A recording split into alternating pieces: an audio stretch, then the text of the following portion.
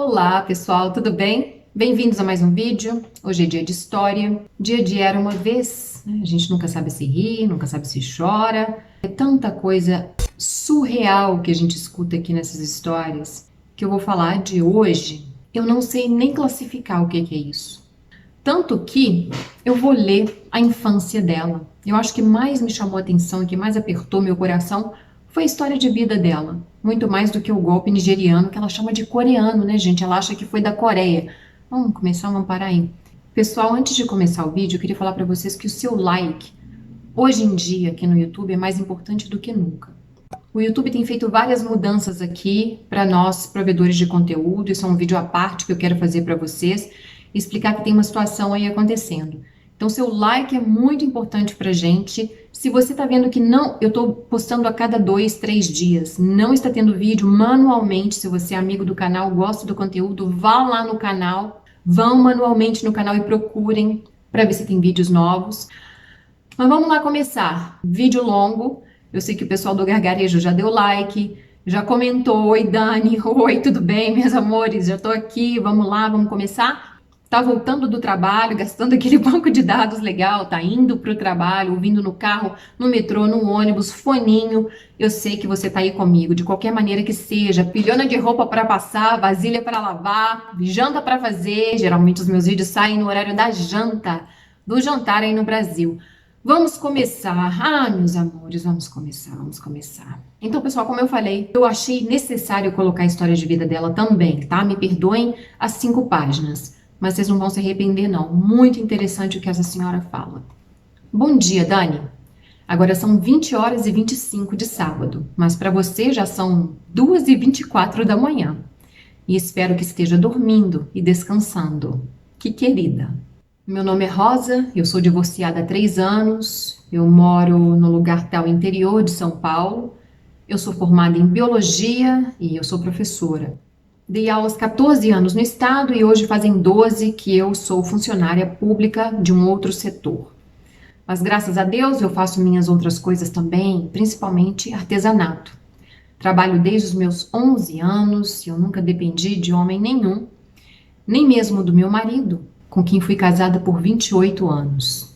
Por isso, a primeira pessoa para quem estou contando deste golpe é você.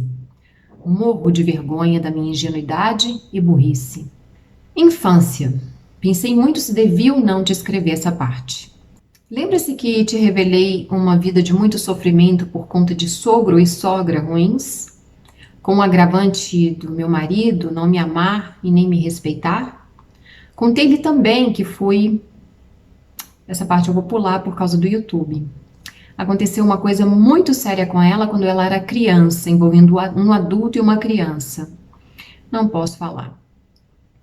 Nunca passei fome, mas passei tudo mais, principalmente frio e vontades. Tinha dia que só tínhamos arroz e molho de tomate. Outro dia arroz e sardinha em lata, ou arroz e uma fatia de mortadela. E minha mãe sempre foi muito brava, rígida, dura, nos batia por qualquer motivo, mesmo quando não havia motivo. Fui criada nos moldes antigos, do tipo, faça o que eu mando e guarda o que você sabe.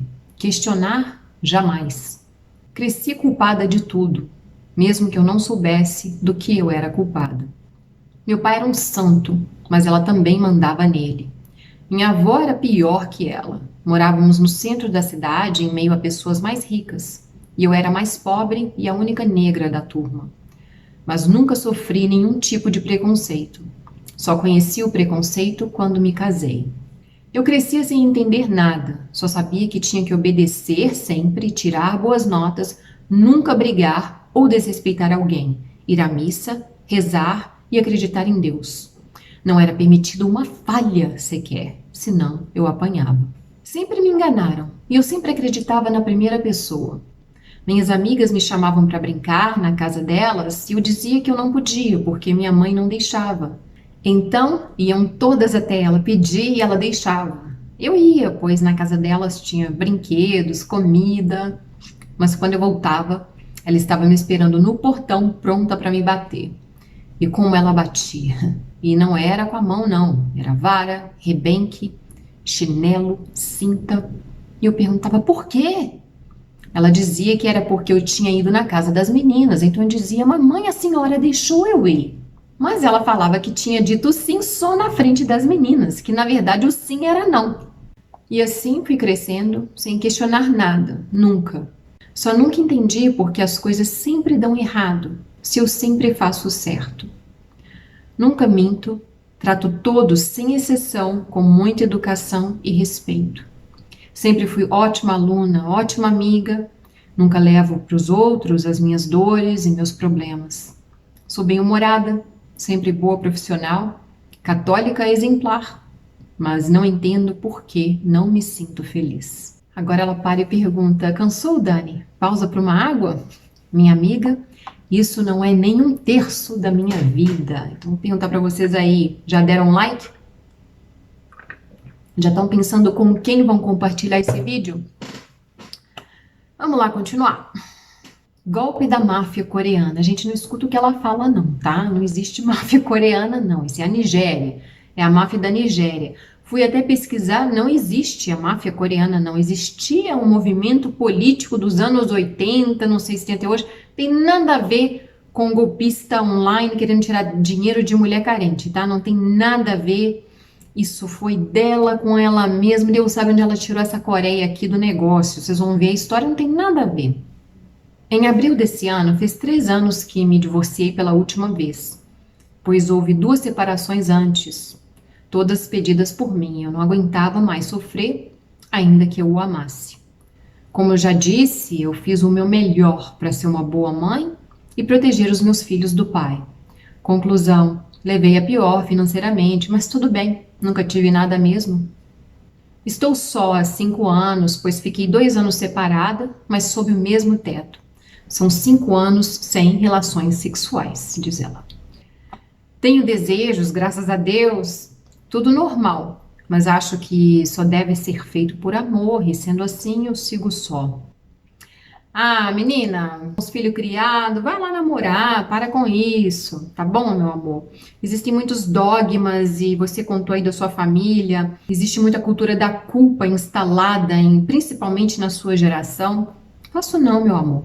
Vai ser feliz, porque você ter sido criada dessa maneira opressora aqui e ser reduzida a uma situação tão humilhante, aquelas humilhações que você passou na sua vida, a mãe pode fazer. Não, gente, isso é um ser humano com outro ser humano, e depois você joga isso pro mundo, ela vai toda estragada, arrebentada pro mundo, né? Vai aí, vai no marmelo, vai mesmo, ou então um excesso de zelo, né? A gente não tá falando nem de uma coisa nem de outra.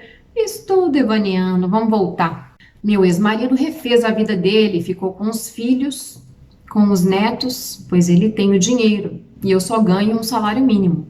Me relaciono bem com todos eles, mas eu moro sozinha, pois para morar comigo, meu filho teria que me ajudar nas contas e já com o papai, não. Papai paga tudo. Entendeu, né, Dani? Entendi. Triste, né, gente?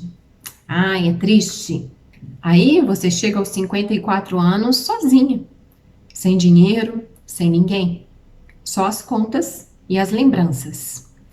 Gente, eu tô muito mole, não tô conseguindo ler a história, não é nem um terço dela ainda. Ai, entrei num site internacional de relacionamento desde 2016, quando já estava separada. E já apareceu de tudo: soldados americanos, engenheiros, médicos do Afeganistão, mas sempre me saí muito bem. Mas também conheci muita gente boa, fiz uma amizade que já dura 4 anos com um português que mora em Londres. Inclusive eu fui visitá-lo ano passado, perfeito, um cavalheiro, e Londres é maravilhosa, é mesmo. Gente, quando eu falo não ouve que ela fala não, quando toca no assunto dela, ela perde a razão toda, tá?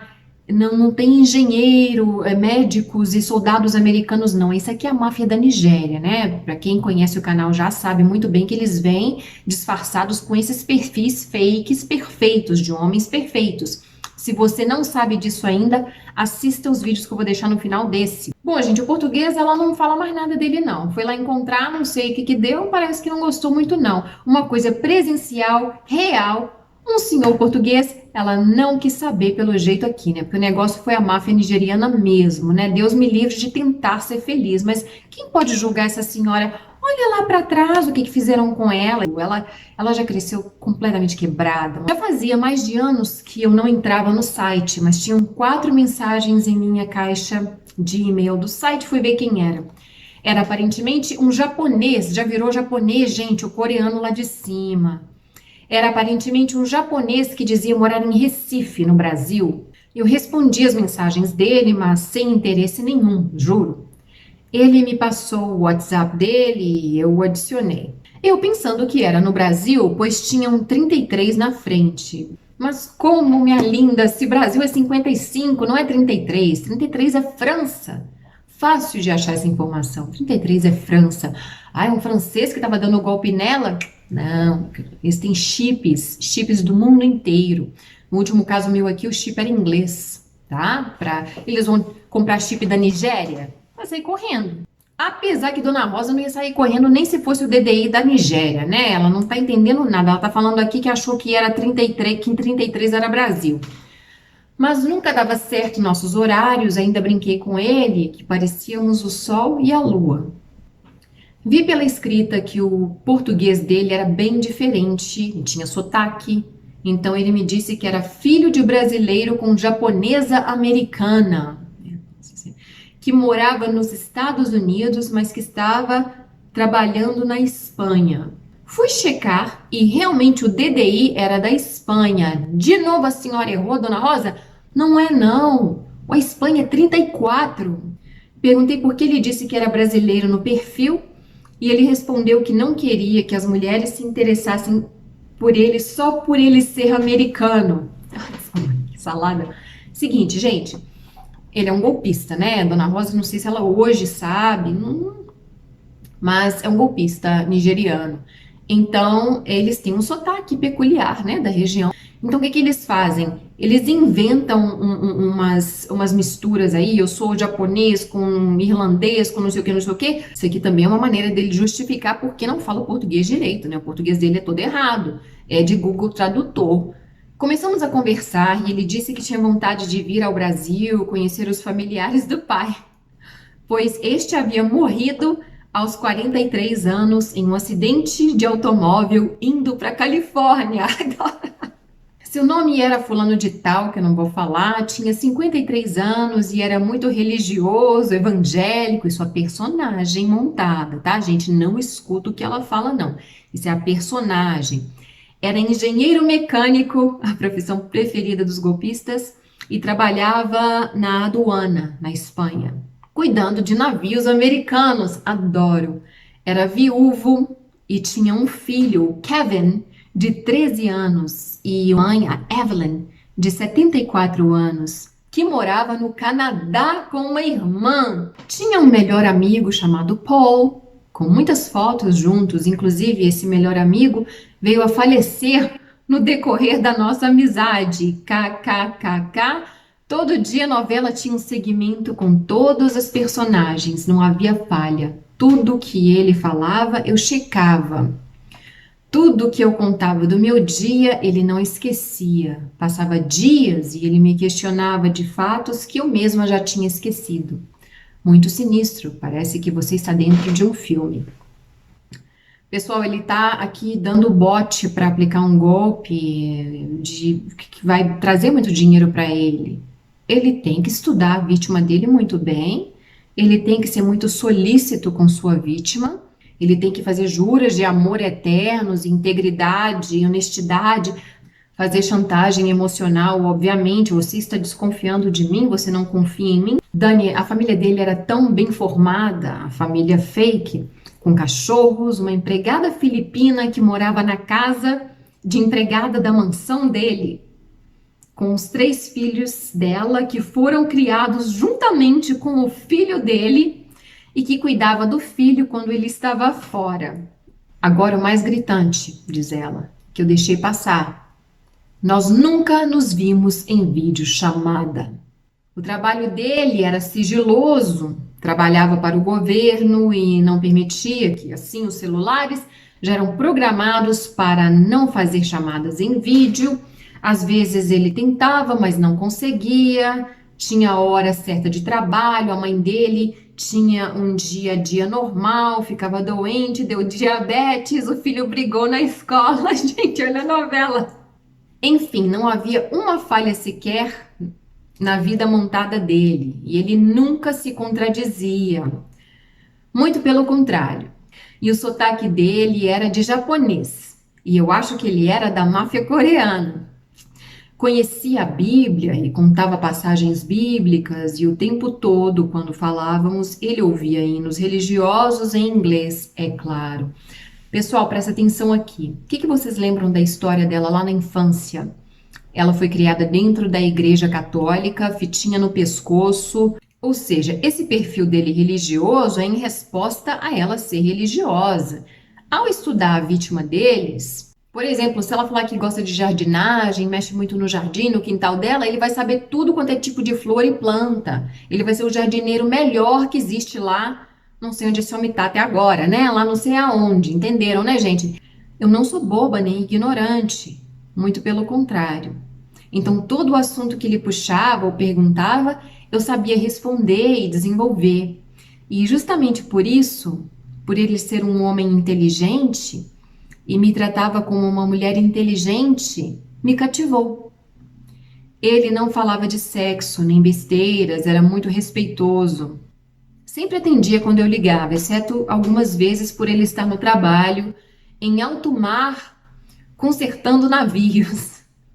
Inclusive, na profissão dele, ele era muito coerente com o que dizia, e sempre em seu português com sotaque, é claro. É claro, um nigeriano não fala português, né? Se fosse pelo menos ali em Moçambique, Angola, sim. Ele falava português porque o seu pai ensinou. O pai dele é brasileiro, né? Não esquece. E ele também procurou aprender, mas mais porque queria vir para o Brasil quando se aposentasse. Eu sei que eu estou tentando em vão justificar por que acreditei nele e fiz a maior loucura da minha vida. Eu fiz 3 empréstimos bancários. 3 empréstimos bancários, num total de R$ 8.000, que hoje, fazendo as contas, irão se transformar em 18 mil, já com os juros. E depositei em uma conta que ele me deu aqui no Brasil, em Guarulhos. Ah, vamos lá, gente, vamos entrar aqui de fato agora na mandação de dinheiro. Desde o começo, sempre disse que era pobre, eu dizia para ele. Um dia ele disse que queria me dar um presente. Como ele trabalhava em aduana, muitas vezes eles tinham acesso a contrabandos e que eram retidos e às vezes o governo dava para eles alguns itens como celulares, bolsas de grife, etc. Então ele quis me dar 2 bolsas e um celular e eu prontamente me neguei. Disse que se um dia nos encontrássemos, ele faria isso pessoalmente, sem contar que as taxas seriam enormes e eu não teria dinheiro para pagar. Entrei no site da Receita Federal, pesquisei quanto seria a taxa e descobri que eu não tinha a mínima condição de receber tal presente. Um presente que você paga por ele? Complicado. Ele mandou as fotos dos itens e disse que colocaria dentro da bolsa azul $2.000 para que eu pagasse a taxa. Eu me neguei, disse para ele não fazer isso, principalmente porque eu fiquei com medo de dar errado e ser arrolada em algum caso com a Polícia Federal. Mas em nenhum momento eu pensei que aquilo seria mentira. Ele dizia que já tinha ido numa casa de câmbio e trocado os dólares por euros para me mandar, porque eu não podia fazer aquela desfeita com ele. Então ele me ligou no horário de trabalho. Gente, olha como isso é bem feito, né? É e não é, né? E eu estava muito ocupada naquele dia e ele ficou insistindo para ele parar de insistir e me incomodar no trabalho até eu tomar uma advertência. Eu dei o endereço para ele. Dei o endereço do meu trabalho, que foi ideia da minha chefe e não da minha casa, e me achando muito esperta na época. Todos do meu trabalho sabiam dessa minha amizade e de tudo sobre ele, inclusive dos tais presentes que eu me recusei a aceitar e todos me diziam que eu era boba. Não vou nem começar com isso, tá? Porque 10 em 10 casos tem um amigo pereba do lado, ou uma amiga. Gente que não sabe o que tá falando. No outro dia, eu recebi um e-mail sinistro no nome de senhor e senhora tal, o nome do japonês americano canadense, dizendo que era minha encomenda que estava disponível e que eu precisava pagar R$ 1.250 para que ela fosse entregue. Tinha uma agência, uma conta, o nome de uma pessoa e o CPF dessa pessoa. Eu surtei quando eu vi o valor, liguei para ele na hora e ele disse que era impossível. Ele, com toda a calma, disse: amor, vai dar tudo certo. Fui checar o endereço da agência e vi que era dentro do aeroporto de Guarulhos. Isso me deixou mais tranquila. Pessoal de Guarulhos, não, tá? Não. Eu já recebi e-mails de policiais que acompanham o canal. Dá um monte de crime aqui no canal, reportamos os crimes, não reportamos os criminosos, mas dos crimes falamos, né, igual esse aqui. E a policial falou isso aqui pra mim: Guarulhos é o antro por causa do aeroporto, né? Mas eu sou tão burra, diz ela, que mais uma vez não pensei em mim, e sim nele. Pensei que isso poderia dar algum problema pra ele, do tipo estarem fazendo contrabando, e foi meu primeiro erro. Eu tinha R$ 250 e fui no banco e fiz pela primeira vez um empréstimo de R$ 1.000 e depositei os 1.250 naquela conta.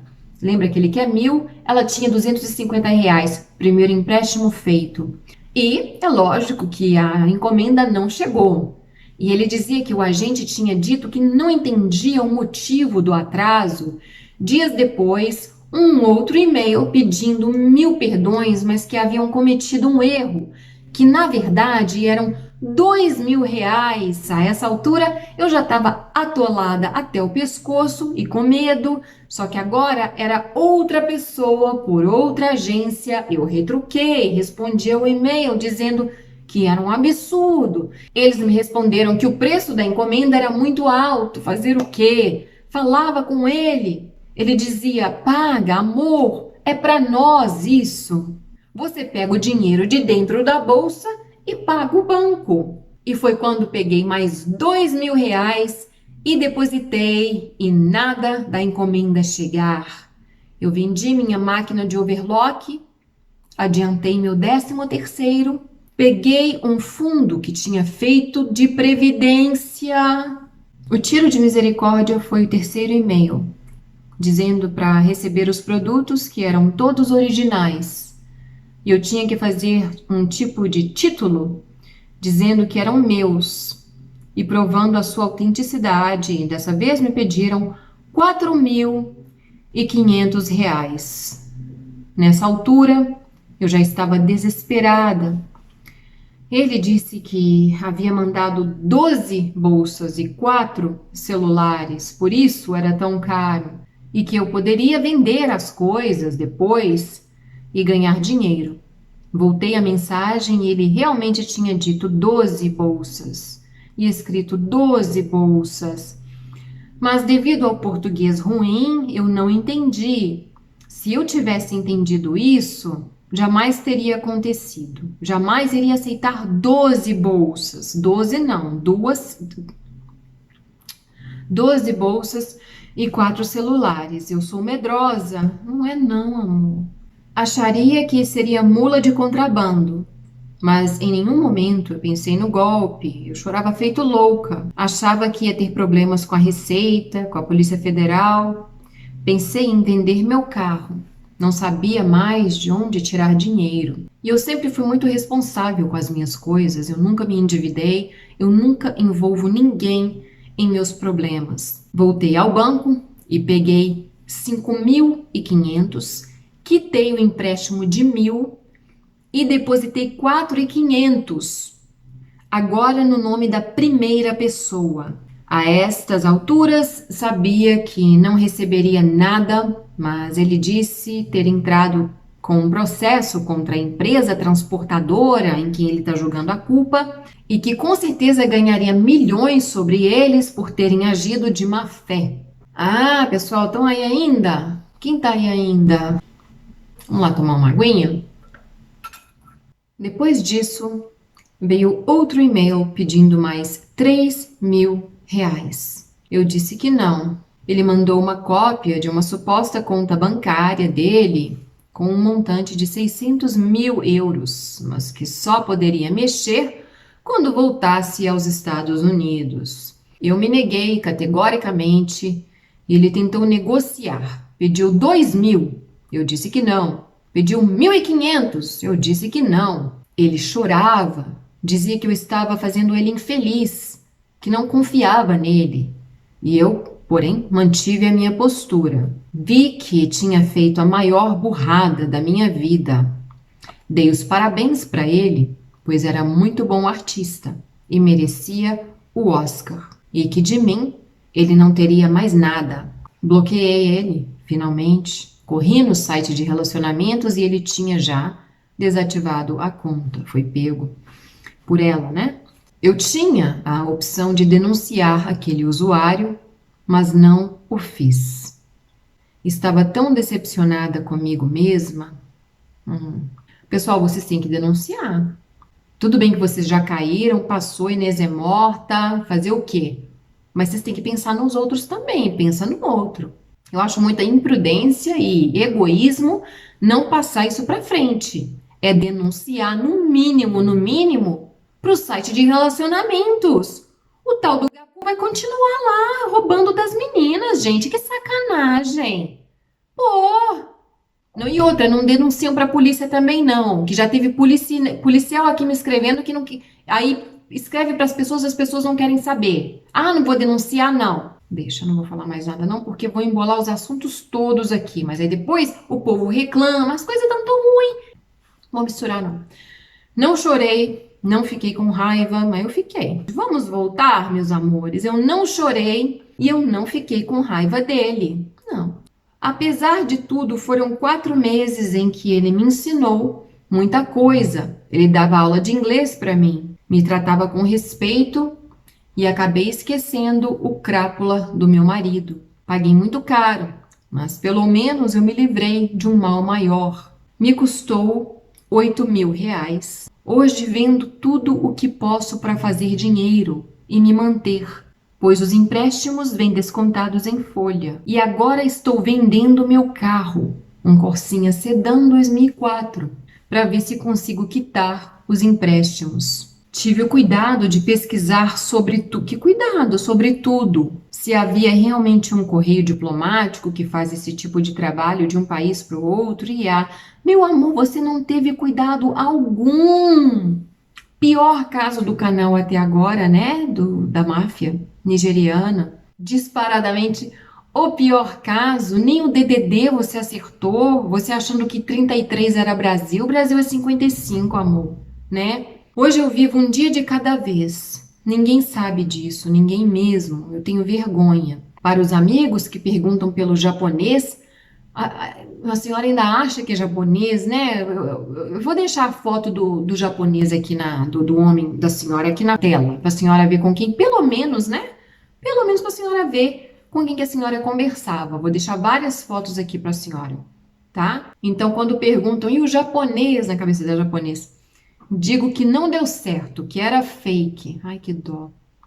Vou anexar todas as provas. Ela me mandou tudo, tá, gente? Os recibos dos empréstimos todos que ela fez, das quantias que ela enviou, futuro. Depois de tudo isso, eu mudei muito. Graças a Deus, Nossa Senhora crê em Deus Pai, né? Mashallah. Senão não sobrava, era nada mesmo, só a cinza, só o pó. Hoje só quero pagar a minha dívida e melhorar o meu inglês e ir embora do país, que sempre foi meu único sonho desde criança. Ser atriz, depois bióloga e viajar muito e ir embora. Todos da minha família já aceitaram o fato que não morrerei em solo brasileiro. Que isso, gente. Pessoal, fica até o final comigo aqui que eu queria falar com alguns de vocês, tá? Fica até o final comigo, por favor. Fui para Londres sozinha e Deus, sem conhecer ninguém aos 53 anos e nunca tinha feito um voo internacional. Ah, tá, isso aqui foi antes dela conhecer o golpista, né? Quando ela ainda se relacionava com pessoas normais de carne e osso, pessoas que tinham endereço, um passaporte válido nas fronteiras, né, Dona Rosa? Dona Rosa, entra em box comigo aqui, eu queria perguntar para você. Por quê? O que que deu com o português? Por que que a senhora descartou isso aqui que parecia ser super legal? Fala nada dele, você viu ali? Foi ele que não quis mais? Será que foi isso? A senhora teria falado. A senhora fala. O que que aconteceu com o português? Será que só o vislumbre de ser feliz e de se fazer feliz assusta a senhora? Né? Mas eu não culpo a senhora, não, tá? Porque aquilo ali não foi vida para criança nenhuma, independente do século que nasceu, ser criada do jeito que essa senhora foi criada, não. E ó, eu digo mais, anos 80, muita coisa desse jeito também, 90 também. Hoje, eu acho que a gente percebeu o grandioso erro dessa época aqui, né? 70, 80, 90, até 90, e a gente tenta compensar com o superprotecionismo, né, que tá patético também, que fazem indivíduos tão fracos, um meio termo ali, é difícil ver uma criação legal, difícil ver. Eu vejo mãe besta, tá bom, Paulinho, vai lá, faz o que você quiser, queima a casa, tá bom. Eu vejo é isso, né, eu vejo muito disso aqui na Turquia, no Brasil, uns pais, umas mães molinhas, que filho manda neles. O filho é o chefinho da casa, né? Eles dão a responsabilidade toda na mão de uma criança, que é o contrário do que aconteceu aqui, que é tão daninho e danoso para criança. Estou há 4 horas te escrevendo daqui a pouco, e daqui a pouco você acorda e eu estou aqui. Veja se é interessante e se de alguma maneira pode ajudar outras mulheres, porque os caras são bons no que fazem. Não são, não. A senhora já cresceu deste tamanho, a senhora nunca se expandiu. Não deixaram, tá? Eles te mataram antes de te dar oportunidade de vida. Desejo a você e a sua família um excelente domingo. Fiquem em paz e com Deus. Amém. Beijos, Rosa. Muito obrigada, Rosa.